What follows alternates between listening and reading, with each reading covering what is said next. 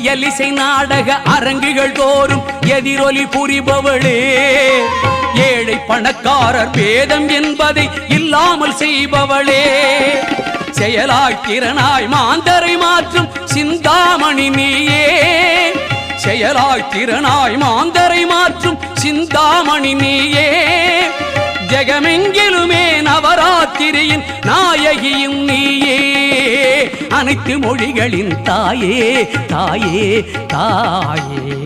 கலை 64 நீயே நீயே நீயே, படைக்கும் பிரம்மனின் துணையே பாரதியே சரஸ்வதியே, அனைத்து மொழிகளின் தாயே தாயே தாயே, கலை 64 நீயே நீயே நீயே.